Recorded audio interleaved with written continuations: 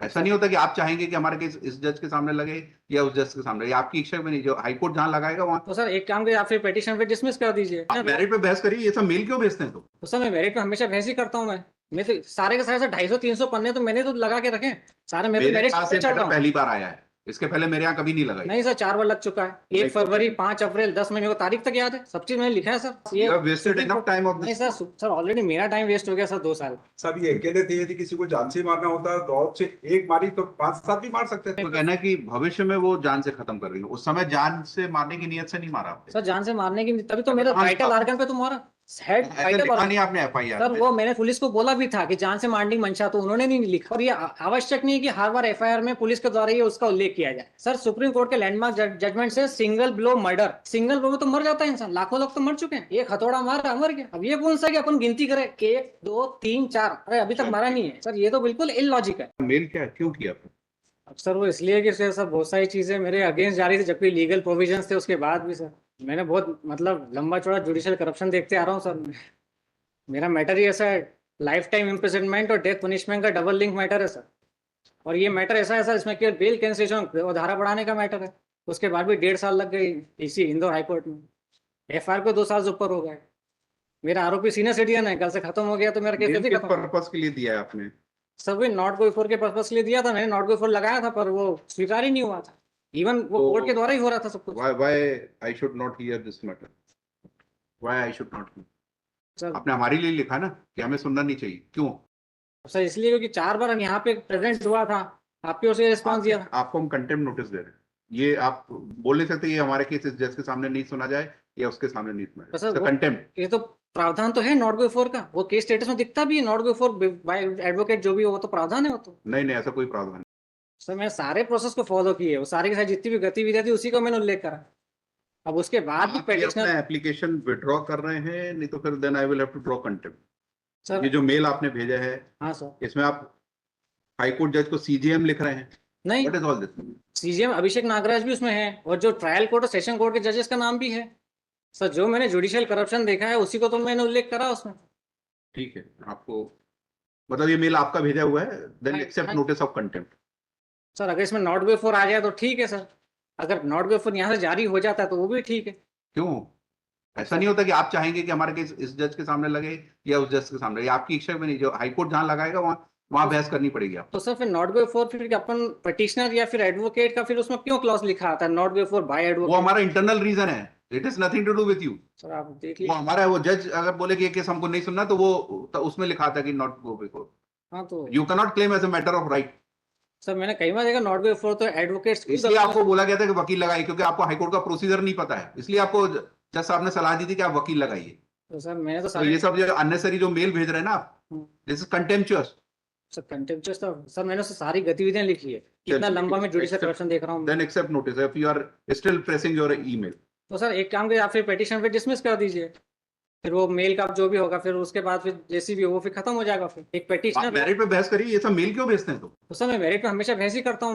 मैं तो सारे के सारे 250-300 पन्ने तो मैंने तो लगा के रखे। 23 साइटेशंस मैंने लगाए सर सुप्रीम कोर्ट के, जज हाई कोर्ट्स के सारे। मैं तो मेरे मेरिट पास पे ये चल रहा मैटर हूँ। पहली बार आया है, इसके पहले मेरे यहाँ कभी नहीं लगाई। नहीं सर 4 बार लग चुका है। 1 फरवरी, 5 अप्रैल, 10 मई, मेरे को तारीख तक याद है, सब चीज मैंने लिखा है सर। ऑर्डर शीट में देख के बता दीजिए। हाँ उसमें बता दीजिए, आपके दिखा दीजिए ऑर्डर कितनी बार हमारे यहाँ लगा है।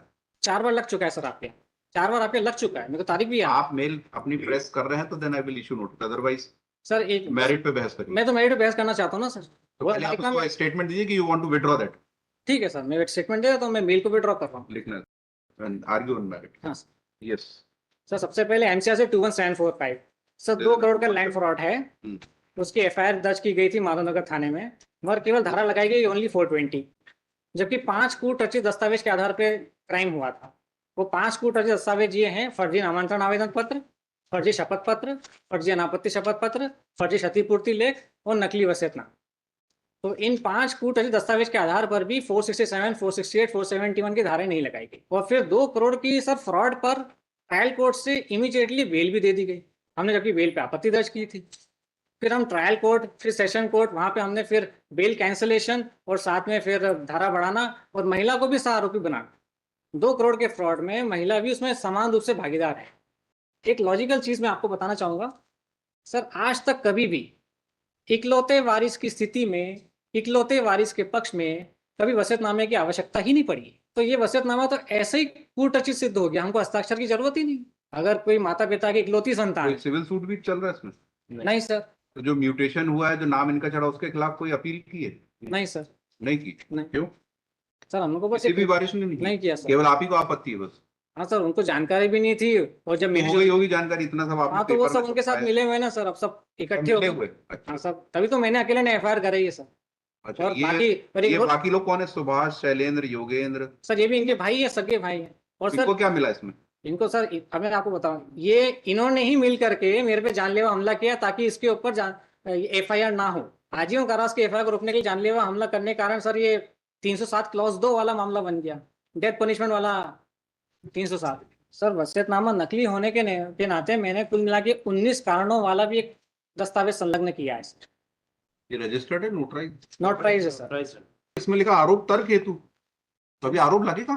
सर पर वहां पे हमने एप्लीकेशन दे दी थी, उसको भी हमने लगा के रखा है ना सर। इसलिए कोर्ट आपको कह रहा था कि आप वकील लगाइए, आपको प्रोसीजर ही नहीं समझ में आता है कि क्या होता है कोर्ट। आपने एलएलबी की है? सर 4822 में इनहेरेंट पावर्स और securing the end of justice में किसी जो प्रकार मजिस्ट्रेट का काम है वो हाई कोर्ट करे यहाँ चार्ज लगाने का? सर 482 में तो प्रावधान है सर, इनहेरेंट पावर्स ऑफ और securing the end of justice. और सर मेरे पास सुप्रीम कोर्ट के जजमेंट्स हैं जिसमें 482 में alteration of charges as well as cancellation of पहले चार्ज लगाने तो दीजिए, आप ये सब बहस पहले वहां करिए। सर यहाँ पे सर ऑलरेडी है मेरे पास ये वेस्टेड इनफ टाइम ऑफ नहीं सर ऑलरेडी मेरा टाइम वेस्ट हो गया सर 2 साल। सर मेरा टाइम वेस्ट हो गया sir. Who is responsible? Sir supreme court का जजमेंट ये है, कॉल्ड यू? ना सर, सुप्रीम कोर्ट का जजमेंट ये है कि ब्रीफ फैक्ट्स, फैक्चुअल मैट्रिक्स और मेरिट्स के को कंसीडर किए बिना ऑर्डर अपन ना जारी करें तो ठीक है सर। ये है मेरे पास, मैं आपको देना चाहता हूँ। दे दीजिए लाइक। तो पैरा नंबर 10 तो सर सुप्रीम कोर्ट का जजमेंट ही है, तो फैक्चुअल मैट्रिक्स, ब्रीफ फैक्ट्स और मेरिट्स को तो कंसीडर करना पड़ेगा सर। जो भी केस जिस भी कोर्ट में प्रेजेंट होता है। इसमें बताइए इसमें सर- कौन सा ऑर्डर चैलेंज किया? सर इसमें ना 325 तक की धारा लगाई गई थी, फिर 2 बार ट्रायल कोर्ट और सेशन कोर्ट में अभियोजन के द्वारा 307 और 326 की धारा बढ़ाने का आवेदन दिया गया, और पूरा मेरिट्स के ऊपर ही सर। मैं उसमें मेडिकल रिपोर्ट में साफ लिखा आ रहा है hard, blunt and hard weapon, जो कि डेडली है। और सेशन कोर्ट ने ब्लंट एंड हार्ड वेपन को पूरा मेडिकल एविडेंस को पूरा दरकिनार कर दिया, और अपने मन से हॉलो पाइप, मतलब जैसा लगता है जैसे मेरे को प्लास्टिक के पाइप से मारा गया, जबकि फ्रैक्चर आ चुका था मेरे को। अब प्लास्टिक के मटेरियल से कोई फ्रैक्चर थोड़ी आता है। तो सर वहां पे पूरा मेरिट्स को, मेडिकल एविडेंस तक को पूरा टोटली इग्नोर किया गया, और medical evidence, blunt and hard weapon का जो उसमें उल्लेख है उसी के आधार पर ये अभियोजन ने 2 बार ट्रायल कोर्ट और सेशन कोर्ट में धारा बढ़ाने का आवेदन दिया। सर पे लोहे के डंडे से वार किया गया, मैं अपना हाथ बीच में लिया, हाथ फ्रैक्चर हो गया। अगर हाथ नहीं लाता तो सर फ्रैक्चर हो जाता, तो मैं वहीं ऑन द स्पॉट में खत्म हो जाता। तो सर हमने एसपी ऑफिस में भी दिया 3 साल की धारा बढ़ाने के लिए, वहां से भी कुछ कार्रवाई नहीं हुई। और सर इसके सपोर्ट में मैंने 23 judgments, landmark judgment Supreme court के, वो सब मैंने अटैच किए। और सर मेरे ही जैसे मामले में सन 2019 में जब जस्टिस वीरेंद्र सिंह सर थे, उन्होंने 3 साल की धारा बढ़ा दी थी। सेम मामला मेरा भी है।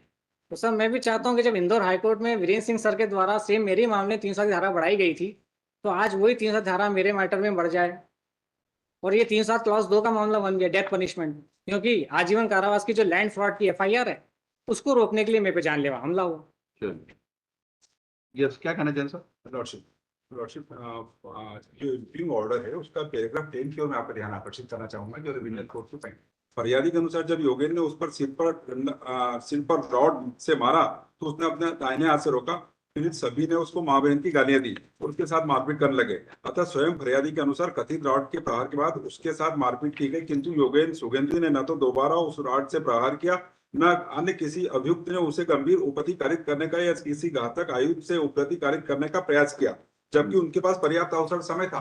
सब ये अकेले थे, यदि किसी को जान से मारना होता रॉड से एक मारी तो 5-7 भी मार सकते थे। ये सारी एविडेंस को एप्रिशिएट करते हुए ट्रायल कोर्ट ने भी एप्लीकेशन खारिज की और रिवीजन कोर्ट ने भी खारिज की है। तो मेरा माननीय से विनती है कि ये जो 482 में रेयर केस में पावर, इनहेरेंट पावर का उपयोग होना चाहिए, ऐसी फाइटिंग में उपयोग नहीं किया जा सकता। केवल परिवार के संपत्ति का कोई विवाद है और उनको ये प्रेशराइज करना चाहता है कि लॉर्डशिप इस प्रकार से धारा 307 का जो ये इजाफा चाहते थे उसमें, उसके लिए ट्रायल कोर्ट ने भी रिजेक्ट की और रिवीजन कोर्ट ने भी रिजेक्ट की। तो इन परिस्थितियों में जब ये खुद ही कह रहे हैं कि एक से ज्यादा उन्होंने मारा ही नहीं है, तो फिर इंटेंशन कहां से मारने का होगा लॉर्डशिप? वो 4 लोग थे और ये अकेले थे लॉर्डशिप। इससे भी इनका केस मैनिपुलेटेड लगता है लॉर्डशिप। और ये जो फ्रैक्चर की स्थिति है लॉर्डशिप, ये एविडेंस से एस्टेब्लिश होगा लॉर्डशिप कि उंगली, और वो भी उंगली में लॉर्डशिप, ये 482 को पावर एक्सरसाइज कराने का, ये एप्लीकेशन देने का अधिकार नहीं लॉर्डशिप जी। मेंटेनेबल। ये रेयर एंड रेयरेस्ट केस में जहाँ ग्रॉस इंजस्टिस हुआ हो लॉर्डशिप, रिकॉर्ड के विपरीत कोई काम हुआ हो लॉर्डशिप, वाइटल ऑर्गन पे इंजुरी नहीं है लॉर्डशिप, वो पारिवारिक मामला है, 4 लोग हैं, वो सब चाचा हैं इनके लॉर्डशिप। तो ये सारी परिस्थिति है, केवल उनको हिरास करना चाहता है लॉर्डशिप, अपनी ठीक। इच्छा के अनुसार संपत्ति प्राप्त क्या करने के कहना? लिए दबाव बनाने। सर आपकी एफआईआर है आपके पास? हाँ ये है ना सर। पढ़िए जरा उसमें क्या आपके आरोप है। दिनांक 9 फरवरी 2020 को दोपहर 2:30 बजे अपने घर पर नीचे खड़ा था, तो एक पुलिस जवान मेरे चाचा शैलेन सुगंधी का पता पूछने लगा। तो मैंने कहा मुझे नहीं पता। इस पर मेरे चाचा योगेंद्र सुगंधी सुभाष शैलेन अमरनाथ घर से बाहर निकला और मुझे गाली देने लगे और बोले कि घर पर पुलिस को बुलाता है। मैंने कहा कि मुझे नहीं पता। इस पर मेरे चाचा योगेंद्र सुगंधी लोहे का रॉड डंडे जैसा घर से निकाल कर लाया और मुझे सिर पर मारने लगा, जिससे मैंने अपने दाहिने हाथ पर रोक लिया, जिससे मुझे दाहिने हाथ की कलाई में चोट लगी। सभी ने मुझे मारने की अश्लील गालियां दी और मेरे साथ मारपीट करने लगे। सभी ने मुझे धमकी दी कि हमारे मामले में बोलेगा तो तुझे जान से खत्म कर देंगे। मैंने पूर्व में शैलेन सुगंधी और सुभाष सुगंधी विरुद्ध पिताजी की जीवन भर की कमाई की संपत्ति के संबंध में धोखाधड़ी की शिकायत की है, जिस कारण ये लोग मुझसे व मेरे परिवार समझ सकते हैं। रिपोर्ट करता हूँ, कार्रवाई की जाए।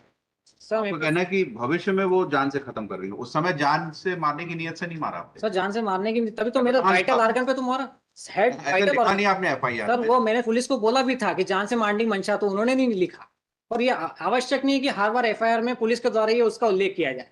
घटना से लॉजिकली प्रूव हो रहा है, सर पे वार किया था और सर सबसे वाइटल ऑर्गन होता है पूरे बॉडी का, और मैंने उसको अपने हाथ से रोक लिया। और अगर मेरे हाथ पे नहीं आता तो मैं सर पे चोट हो जाती और आज आपके सामने मैं खड़ा भी नहीं होता। सर सुप्रीम कोर्ट के लैंडमार्क जजमेंट से single blow murder, single blow में तो मर जाता है इंसान, लाखों लोग तो मर चुके हैं, एक हथौड़ा मार मर गया। अब ये कौन सा कि अपन गिनती करें 1 2 3 4, अरे अभी तक मारा नहीं है। सर ये तो बिल्कुल इलॉजिकल है। और इलॉजिकली सर, और सबसे बड़ी बात है मेडिकल एविडेंस को कोई भी दरकिनार कैसे कर सकते हैं, जबकि हार्ड एंड ब्लंट वेपन का उल्लेख हो। Blunt and hard is a deadly weapon. तो डेडली वेपन से मेरे पे वार हुआ, वही पुलिस के सामने। ठीक है। कितना साहस है सर कि पुलिस के सामने मेरे पे जानलेवा हमला हुआ है। पुलिस कांस्टेबल के बयान में? हाँ, कांस्टेबल के बयान में, मतलब सब चार्जशीट। क्या नाम है कांस्टेबल का? राजेंद्र नाम है, सरनेम याद इसकी नहीं आ रहा। डायरी दे देना, इसकी भी डायरी दे देना। ठीक है, विल कंसीडर। नेक्स्ट।